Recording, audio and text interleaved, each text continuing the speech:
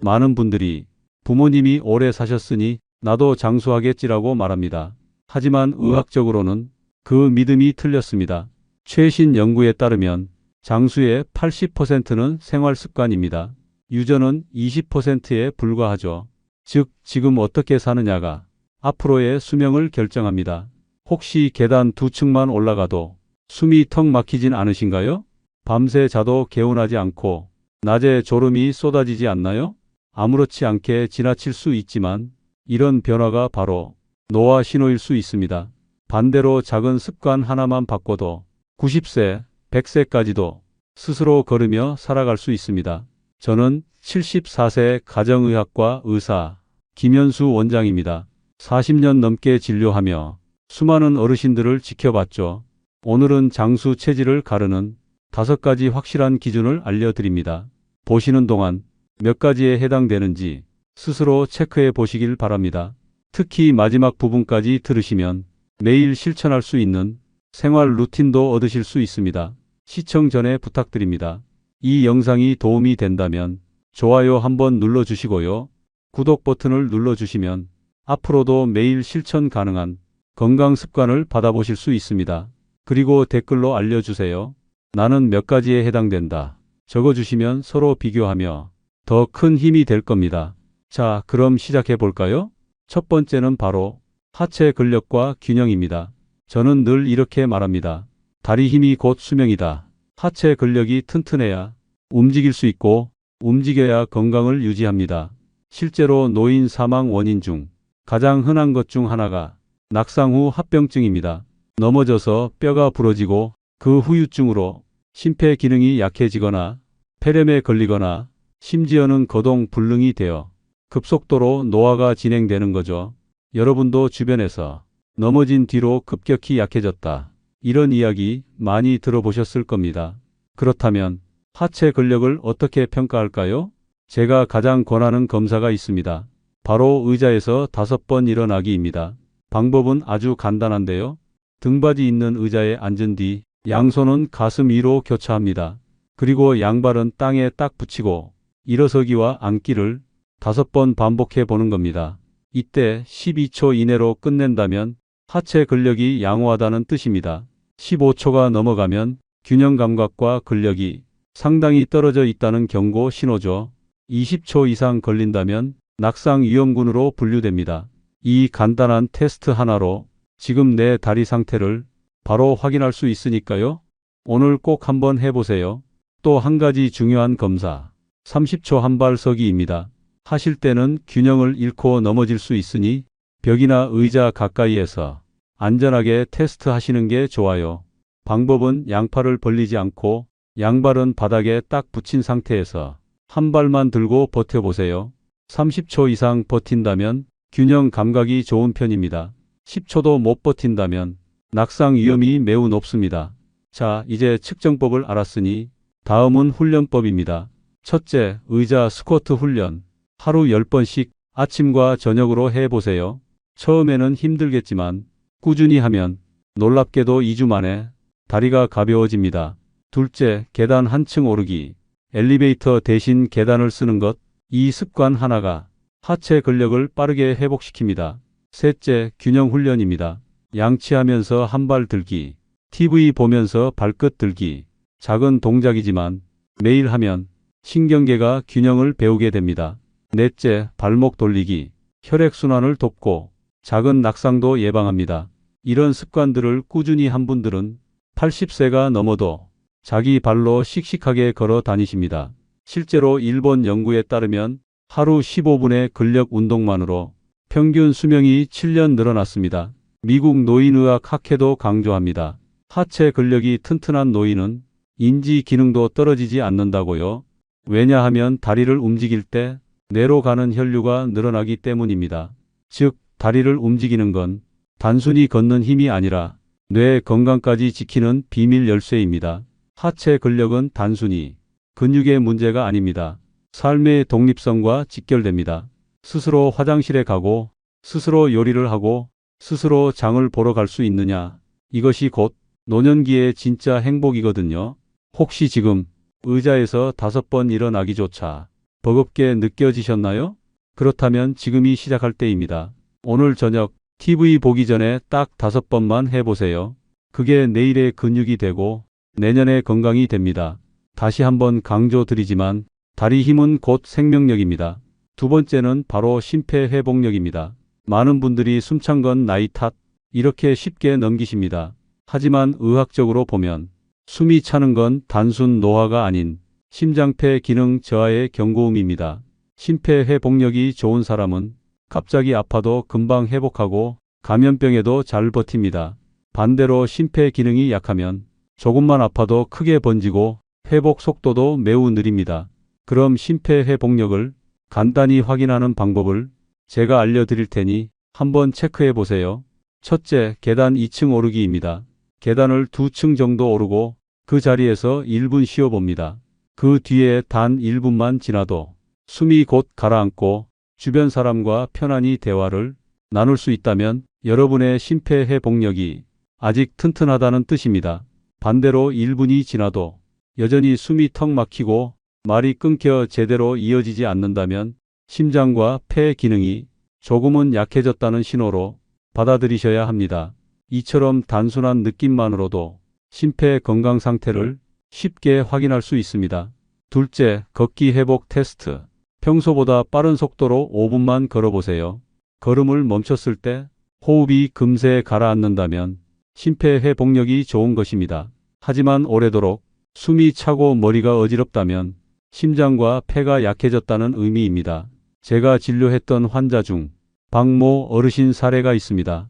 72세 남성, 평소엔 건강하다고 생각했죠. 하지만 계단을 조금만 올라가도 숨이 턱 막히고 가슴이 답답했습니다. 검사를 해보니 심근이 약해지고 폐활량도 줄어 있었습니다. 다행히 생활 습관을 바꾸고 꾸준히 운동을 하면서 지금은 76세에도 젊은 사람 못지않게 활동하십니다. 여기서 중요한 사실 하나, 심폐회복력은 단순히 운동 능력이 아니라 생존력과 직결됩니다. 심장이 강하면 온몸에 피가 돌고 폐가 튼튼하면 산소가 충분히 공급됩니다. 이게 바로 면역력과 직결되는 원리입니다. 그렇다면 심폐회복력을 기르는 방법은 어떻게 해야 할까요? 첫째, 인터벌 걷기입니다. 2분은 빠르게, 2분은 천천히 걷는 것을 10회 반복해 보세요. 이 간단한 방법만으로도 심장 박동의 탄력성이 확연히 좋아집니다. 둘째, 숨 불어내기 훈련. 풍선을 불거나 입술을 오므리고 천천히 내쉬는 훈련입니다. 이 동작은 폐의 탄력을 길러주고 호흡근을 강화시킵니다. 셋째, 노래 부르기. 의외라고 생각하시겠지만 노래하는 행위는 호흡근 운동 그 자체입니다. 특히 복식 호흡으로 노래하면 폐활량이 자연스럽게 늘어납니다. 제가 돌본 이정순 할머니는 75세의 폐 기능이 70대 수준이었는데 하루 10분씩 인터벌 걷기와 노래 부르기를 병행한 뒤 2년 만에 폐 기능 검사가 50대 후반 수준으로 나왔습니다. 무엇보다 표정이 밝아지셨죠. 숨이 덜 차니 외출도 늘고 사회적 모임에도 다시 참여하기 시작했죠. 심장이 강해야 마음이 안정되고 호흡이 길어야 생명이 길어집니다. 반대로 심폐가 약하면 작은 감기에도 폐렴으로 번지고 작은 스트레스에도 가슴이 답답해집니다. 특히 코로나 이후 심폐 기능이 떨어진 분들이 많아졌을 겁니다. 그래서 더더욱 심폐회복력 관리가 필요합니다. 그리고 꼭 기억하세요. 심장은 무리보다 규칙을 좋아한다. 한번 크게 운동하는 것보다 매일 짧게라도 꾸준히 하는 게 훨씬 더 효과적입니다. 오늘 영상 끝까지 보시고 내일 아침 꼭 한번 계단 오르기 테스트를 해보시길 바랍니다. 그 결과가 바로 여러분의 생명력 점수입니다. 다음 세 번째는요. 수면의 질과 낮잠 습관입니다. 밤에 깊이 자고 아침에 상쾌하게 일어나는 것, 이것이 건강의 핵심 지표입니다.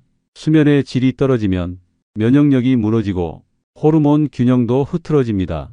결국 노화를 빠르게 가속화하게 되죠. 그럼 좋은 수면이란 무엇을 뜻할까요? 첫째, 60세 이후에는 7시간에서 8시간이 적당합니다. 둘째, 기상시 상쾌감. 밤새 잤는데 피곤하다. 이건 숙면이 부족하다는 신호입니다. 셋째, 밤중 깨는 횟수. 한두 번 화장실 가는 건 괜찮지만 네다섯 번 깬다면 수면의 질이 떨어진 겁니다. 넷째, 낮에 졸음 정도. 낮에 참을 수 없는 졸음이 온다면 밤에 숙면이 부족하다는 뜻입니다. 여러분께 한 가지 질문 드립니다. 혹시 TV 보다가 무심코 졸아본 적 있나요? 저녁 식사 후 의자에 앉아 있다가 고개가 꾸벅 떨어진 적은요? 이게 바로 수면의 질이 떨어진다는 신호입니다. 반대로 밤에 숙면을 취하고 낮잠은 20분 이내로 제한하면 뇌와 심장이 훨씬 건강해집니다. 낮잠에 대해서도 많은 오해가 있습니다. 낮잠 자면 치매 예방된다. 낮잠 자면 혈압이 떨어진다. 맞는 말도 있고 틀린 말도 있습니다. 20분 이내의 짧은 낮잠은 확실히 도움이 됩니다.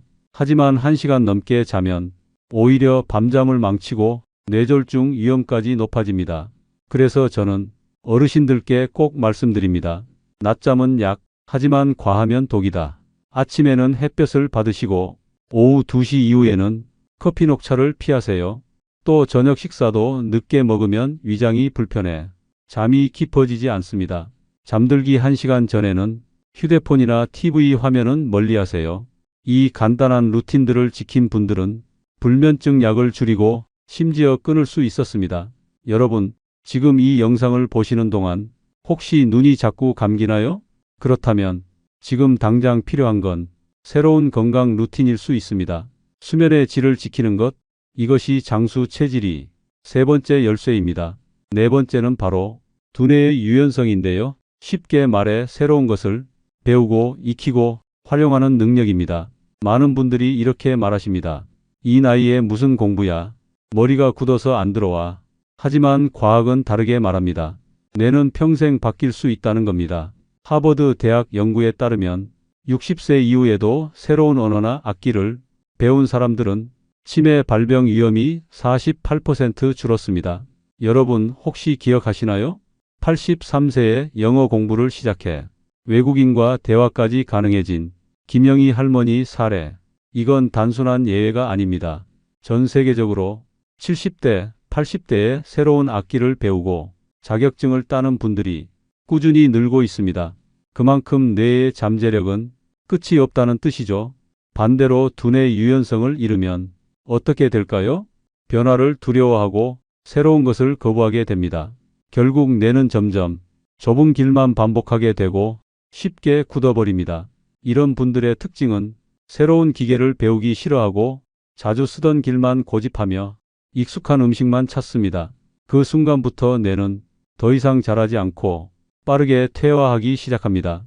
여러분 혹시 스마트폰 사용이 여전히 어려우신가요? 식당에서의 키오스크 사용은요?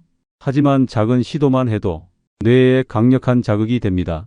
예를 들어 새로운 앱을 설치해 쓰거나 영상 통화를 시도하는 것, 이런 일상적 행동만으로도 뇌는 새로운 연결을 만들고 젊음을 되찾습니다. 저는 환자분들께 이렇게 말합니다. 뇌는 근육과 같습니다. 쓸수록 강해지고 안 쓰면 빠르게 약해진다. 근육 운동이 필요하듯 두뇌 운동도 필요합니다. 그럼 어떻게 두뇌 유연성을 기를 수 있을까요? 첫째, 새로운 학습에 도전하기. 언어, 음악, 그림, 컴퓨터, 무엇이든 좋습니다. 둘째, 낯선 경험을 시도하기. 늘 같은 길만 걷던 산책, 다른 길로 가보세요. 셋째, 양손 교차 사용하기. 왼손으로 양치, 오른손으로 젓가락질 바꿔보기. 넷째, 사회적 교류 늘리기. 사람과 대화하는 순간 뇌는 수십 개의 영역을 동시에 씁니다. 특히 대화는 가장 강력한 뇌 훈련입니다. 상대의 말을 듣고 이해하고 답변하는 과정은 뇌의 종합적 기능을 모두 동원하게 합니다. 그래서 치매 예방에 사회적 관계가 중요하다고 계속 강조하는 것이죠. 그만큼 사람을 만나고 대화하는 것이 약보다 강력한 예방책입니다. 실버타운에서 만난 한 어르신 이야기를 해드리겠습니다. 김성호 어르신 78세. 젊어서 회계사로 일해 계산에만 익숙했죠. 퇴직 후엔 늘 집과 마트만 오가며 단조로운 생활을 하셨습니다. 기억력이 떨어지고 우울감까지 찾아왔습니다. 제가 권했습니다. 피아노를 한번 배우셔 보세요. 처음엔 망설였지만 6개월 후 양손으로 간단한 연주까지 가능해졌습니다. 놀랍게도 우울감이 줄고 인지 기능 검사 점수도 올랐습니다. 여러분, 여기서 메시지는 단순합니다. 새로운 경험이 뇌를 살린다. 오늘이 그 출발점입니다. 여러분, 드디어 마지막입니다. 장수 체질을 판별하는 5번째 기준, 바로 치아와 씹는 힘입니다. 사람들은 보통 이렇게 말합니다. 임플란트 했으니 괜찮지 않나? 틀니 끼면 문제 없잖아? 하지만 저는 단호히 말씀드립니다. 실제로 얼마나 씹을 수 있느냐? 이게 훨씬 중요합니다. 씹는 힘이 약해지면 어떤 일이 벌어질까요? 첫째, 음식이 잘게 부서지지 않아 영양 흡수가 떨어집니다. 둘째, 침 분비가 줄어 소화 효소가 부족해집니다. 셋째, 단백질 섭취가 줄어 근육이 빠르게 감소합니다. 넷째, 면역력이 저하되어 감염에 쉽게 노출됩니다. 실제 연구 결과도 있습니다. 일본 도쿄대에서 65세 이상 노인을 15년간 추적했는데 자연치 2개 이상 보유하며 씹는 힘이 유지된 그룹은 평균 수명이 6년 이상 길었습니다. 반대로 씹는 힘이 떨어진 그룹은 폐렴, 치매근 감소증 발병률이 훨씬 높았습니다. 그럼 어떻게 씹는 힘을 지킬 수 있을까요? 첫째, 식사 30분 후 양치. 바로 양치하면 산성화된 입안에서 에나멜층이 손상됩니다. 30분 기다렸다 닦으면 치아가 더 오래 갑니다. 둘째, 혀 클리닝. 혀 표면 세균은 충치 잇몸병 원인입니다. 혀 전용 클리너가 있다면 좋고 없다면 칫솔 뒷면으로 살살 긁어주는 것만으로도 구강 건강이 크게 좋아집니다. 셋째, 단단한 음식을 조금씩 드시는 겁니다. 호두, 아몬드, 오징어 같은 음식은 치아와 턱 근육을 단련하는 천연 헬스기구입니다. 처음엔 힘들어도 하루에 조금씩 씹다 보면 저작근이 강화되고 치매 예방에도 도움이 됩니다. 여러분 아시나요? 씹는 순간 침이 분비되고 침에는 소화 효소뿐 아니라 세균 억제 성분이 들어 있습니다. 즉, 씹는 행위만으로도 소화 면역 구강 건강이 동시에 좋아진다는 겁니다. 또 하나, 씹는 힘은 뇌에도 직접 연결됩니다. 씹을 때 턱 관절이 움직이며 뇌혈류가 늘어나는데 이 과정이 치매 예방에 중요한 역할을 합니다. 실제로 치아가 튼튼한 노인은 인지 검사 점수가 평균보다 30% 이상 높다는 연구 결과도 있습니다. 즉, 치아는 단순히 음식을 씹는 도구가 아니라 뇌 건강을 지키는 열쇠입니다. 여러분, 장수 체질의 마지막 관문, 그것은 튼튼한 치아와 강한 씹는 힘입니다. 오늘 저녁 식사부터 조금 단단한 음식을 꼭 씹어보세요. 그 작은 행동이 여러분의 수명을 5년, 10년 더 늘릴 수도 있습니다. 오늘은 여러분과 함께 장수 체질을 가르는 5가지를 살펴봤습니다. 혹시 몇 가지나 자신에게 해당되셨나요? 3가지 이상 해당된다면 이미 장수 체질일 가능성이 큽니다. 혹시 한두 가지만 해당되더라도 낙심하지 마세요. 습관을 바꾸는 순간 누구나 장수 체질로 다시 태어날 수 있습니다. 장수의 열쇠는 유전이 아닙니다. 바로 매일의 작은 습관입니다. 오늘 알려드린 5가지 신호를 꼭 점검하시고 하루하루의 실천을 더해 보세요. 여러분의 구독과 좋아요는 저에게 큰 힘이 됩니다. 그리고 이 영상이 가족과 친구들에게도 꼭 도움이 될 수 있도록 공유해 주시면 감사하겠습니다. 저는 앞으로도 여러분의 노후 건강을 지키는 믿을 만한 동반자가 되겠습니다. 오늘도 건강하시고 행복한 하루 되시길 바랍니다.